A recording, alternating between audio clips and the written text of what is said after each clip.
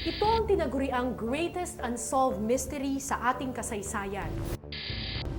Ang pagkakapaslang sa Supremo ng Katipunan, si Andres Bonifacio. Bakit pinatay ang ama ng Katipunan? May kinalaman nga ba rito si Emilio Aguinaldo?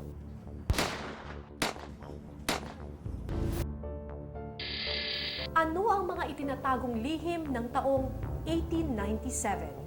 Ngayong gabi, muli po nating balikan ang mga tanong ng nakaraan. Ako po si Cara David para sa Case Unclosed.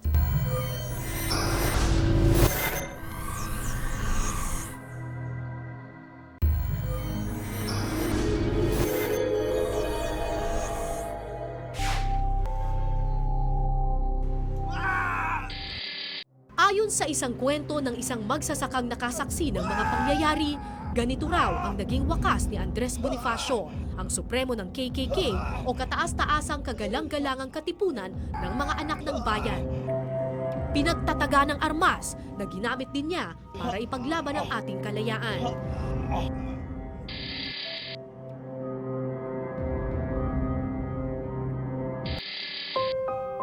Pero sa salaysay naman ni General Lazaro Macapagal, pinagbabaril daw si Andres Bonifacio dahil sa pagtangka nitong tumakas mula sa hatol ng kamatayan.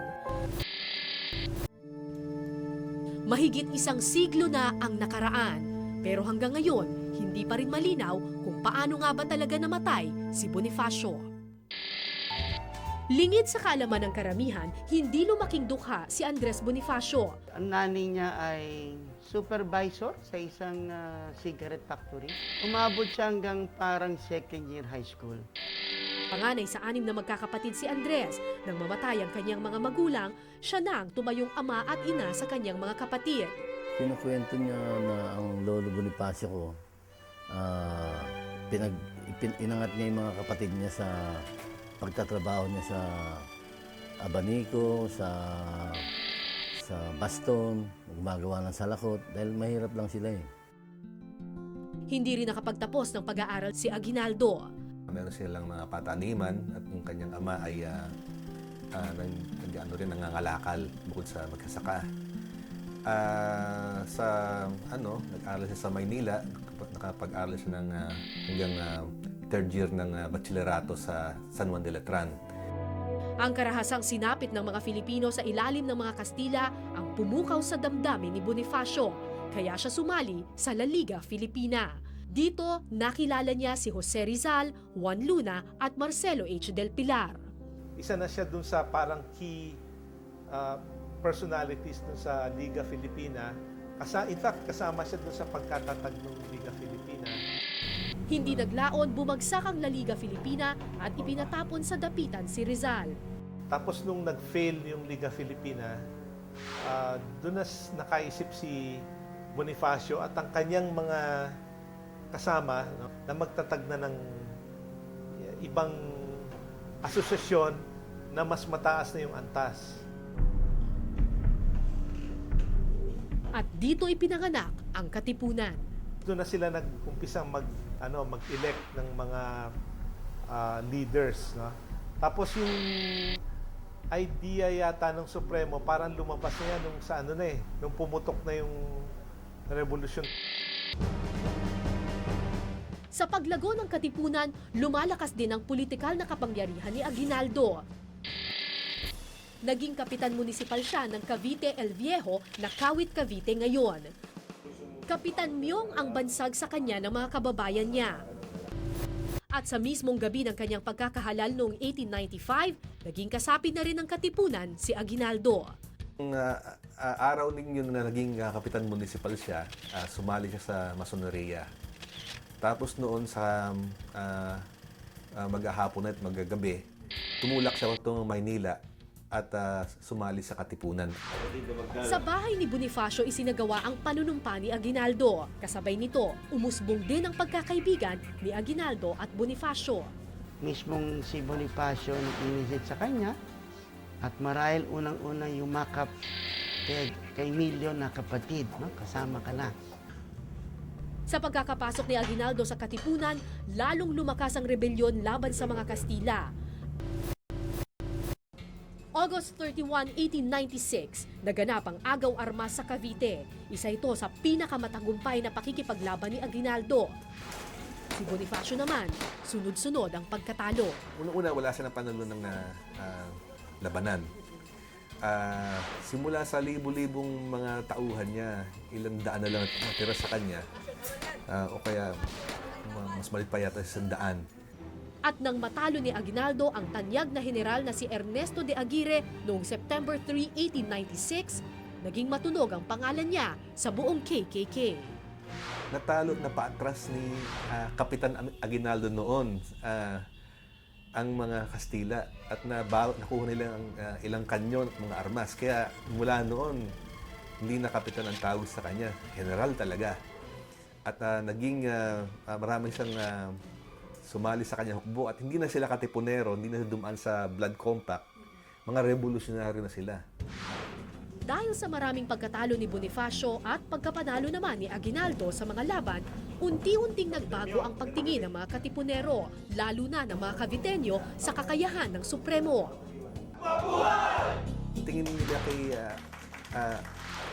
kay Bonifacio, mahihati siya sa mga napanalunan sana ng mga Caviteño. Nagsimula sa maliliit na alitan, nauwi sa malaking away ng grupo nila Bonifacio at Aguinaldo. Nang minsang maipit sa isang labanan ng kapatid ni Aguinaldo na si Crispulo, humingi ito ng saklolo kay Bonifacio, pero hindi raw nagpadala ng anumang tulong ang Supremo. Pero para kay Professor Danilo Aragon ng UP, estado ng pamumuhay daw ang isa sa mga naging dahilan ng alitan ni Aguinaldo at Bonifacio. Inaasam-asam nila, siyempre maging big landlord, maging big asindero. Makuha yung lupa ng mga praile. Sila Bonifacio, dahil karamihan mga mahihirap, ang unang-una na sa isip niya, pagkapanalo natin, ipapamahagi natin yung mga lupa na yan sa mga kasama natin mahirap. At pinatunayan ng kasaysayan niyan. Pagkapanalo nila Aguinaldo, kinuha nila yung mga lupa ng mga praile para sa sarili nila. Patuloy pang lumaki ang hidwaan ng dalawang grupo. Umabot pa raw ito sa isang duelo sa pagitan ni Bonifacio at Aguinaldo. Ang nakataya, ang pamumuno sa Cavite. Kailangan ka bang mamuno rito? Ano ang clout mo rito sa aking lugar? Cavite ito eh. At isang part ka lang ng Cavite, sa may bandang Noveleta, itong kawit. Pero kung gustong mamayani sa buong organisasyon, ibang usapan yon. Nagkalamat ang pagkakaibigan ng dalawang lider. Unti-unti na ring nananalo ang mga Kastila laban sa mga Katipunero. At sa pangambang patuloy na bumagsak ang himagsikan laban sa mga Kastila, nagpatawag ng pulong si Aguinaldo noong December 1896 para resolbahin ang hidwaan sa dalawang grupo. Pareho silang chapter presidents lang, hindi naman sila magkakaisa.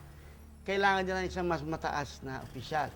So tinatawag nila si Bonifacio para preside ng meeting. Ay iso yung problema. Pero pagdating ni Bonifacio sa pulong, binago raw ni Aguinaldo ang takbo ng usapan. Dito nabuksan ang usaping buwagin ang katipunan at magtayo ng isang revolutionary government. Ang agenda ay, hindi, mas mahalaga pag-usapan kung dapat magtayo na tayong revolutionary government. Alisin na natin ang katipunan. Para kay Professor Aragon, dito unang nakita ang tunay na mithi ni Aguinaldo, ang mawala sa pwesto si Bonifacio. Yun ay isang masasabi mong maniobra para matanggal na si Bonifacio sa pwesto. Paano? Habang andun ang katipunan, hindi siya matatanggal. So, pinalitan nila ang agenda. Dahil sa kaguluhan, nagsimula ang Tejeros Convention, kung saan isinagawa ang isang mahalagang eleksyon. Eleksyong naging simula ng katapusan ng pamumuno ng Supremo. Sa isang marahas na tagpo natapos ang dapat sanay usapin ng pagkakaisa. Ito kang mayabang tirona! Ano? Bitawan mo ako! Ayaw ko na sa inyo! Walang saysayang eleksyon ito! Ang Tejeros Convention, ang original na dahilan noon ay para mag-usap at para sila ay magbuklod. Mga hadal, para sa Sekretary ng Interior, unang ba? Pulis Andres, Bonifacio! Bakit hindi natin iboto ang isang abogado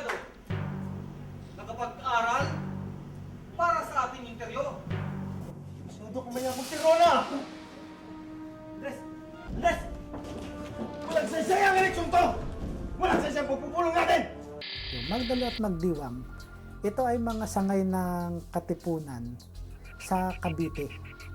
Ang Magdalo at Magdiwang, hindi niya nire-represent yung pangkalahatan o pangkabuang katipunan. Ito ay isang mga sangay ng katipunan na nag-i-exist sa Cavite ng mga panahon na. Si Baldomero Aguinaldo nga pala ang leader ng Magdiwang, hindi si hindi si Emilio. Pero dahil siya ang military leader, mas mas angat, mas kilala. Si Mariano Alvarez naman sa Nobeleta, yung Magdiwang, tsuhin siya ni Gregor de Jesus. March 22, 1897 nang isinagawa ang Tejeros Convention. Kasagsagan pa noon ng gyera at tinutugis pa ng mga Kastila ang mga Katipunero. Kaya importante sa mga Katipunero na magkaroon ng escape route kung sakasakaling matunugan ng mga Kastila na nandito sa Tejeros ang halos lahat ng leader ng Katipunan. Ito yung tunnel na isinagawa ng mga Katipunero. Sundan natin ito. Ang Tejeros Convention daw ang kauna-unahang eleksyon sa kasaysayan ng Pilipinas. Noong magsisimula na yung balloting, nung nomination na for president, meron kasamaan si Bonifacio, sinulat sa maliit na papel, inabot sa kanya. Hinaya na nila ang balota supremo. Nagkaroon ng dayan, hindi naging patas ang laban. Lahat ng nomination natalo siya, except dun sa isang bagay, dun sa isang posisyon ng Secretary ng Interior. Noong nagkaroon ng eleksyon, wala siya roon. Nandoon siya sa labanan nasa Salitran, sa Dasmariñas. Bagamat nasa digmaan, si Emilio Aguinaldo pa rin ang nanalo sa eleksyon at itinanghal na Pangulo para sa gobyernong revolusyonaryo. Talagang natural choice na siya. Kasi siya ang leader sa unang tagumpay sa Cavite. Hindi na si Bonifacio yung kanyang gobyerno na itinatag, matanggal yung mga taong yon at magkaroon ng mga bagong tao. March 22, 1897 nang maganap ang pag-uusap. Saktong kaarawan din ni Emilio Aguinaldo. Ito na rin ang simula ng araw ng pakikipaglaban sa sariling kalahi. Sa unti-unting paglakas ng mga Kastila sa pamumuno ni Gobernador General Camilo de Polavieja sa Cavite, hiniling ng grupong Magdiwang na mamagitan na si Bonifacio sa sigalot nila sa paksyon ng mga Magdalo. Sila yung malakas at sila yung talagang nagtutunggali talaga Nag-aawayan sila sa armas, nag-aawayan sa pwesto. Kasi isa ay sumunod sa kabila. Pero pagdating pa lang ni Bonifacio sa Cavite, may black propaganda na agad laban sa kanya. Sinasabing si Daniel Tirona na tauhan raw ni Emilio Aguinaldo ang nagpasimula nito. Si Tirona yung noon pa man para talagang gusto nila tanggalin na si Bonifacio pagdating pa lang sa Cavite. Nagsasalita ng papalabas siya ng mga leaflets na huwag kayo maniwala dyan kay Bonifacio, ganitong karaniwang empleyado lang, walang pinag-aralan yun. Wala ka na panalunan na meron pa kapang kailangan na ipakita sa amin na para galangin ka namin bilang leader. Mapahama ka lang dyan, wala na tayong laban. Sumama ka na, Andres. Sa pagpupulong sa Imos noong December 1896, walang kaalam-alam si Bonifacio na may mga plano na pala laban sa kanyang mga Magdalo. Kinakailangan magkaroon ng revolutionary government sapagkat libo-libo na, 10,000 na o mahigit pa ang kasama sa revolusyon, tatatlundaan lang ang katipunan. Hindi naman maaaring maghari ang katipunan. Sabi ng mga Magdiwang, basta ire-reserva nyo ang posisyon ng Supremo. Kasi ang katipunan ay isang lihim na samahan. Ngayon, dahil sumiklab na ang himagsikan, hindi na sikreto yan. Kaya magtatagal tayo ng pamalaan. Mayabang Tirona! Pero ang Tejeros Convention na naglayon sanang mapag-isa ang Katipunan, naging mitsa pa ng buhay ng Supremo. Kaya siya pumayag na magkaroon ng eleksyon. Ngayon, hindi niya naisip na lugar yun ng mga Caviteño and they would want to get control of the leadership. Yung pala yung agenda nila. Kinabukasan matapos ang Tejeros Convention, nagkita ulit si Bonifacio at ang iba pa niyang kagrupo para gawin ang Acta de Tejeros. Kasulatang nagsasaad na hindi kinikilala ng grupo ni Bonifacio ang napagkasunduan sa Tejeros Convention.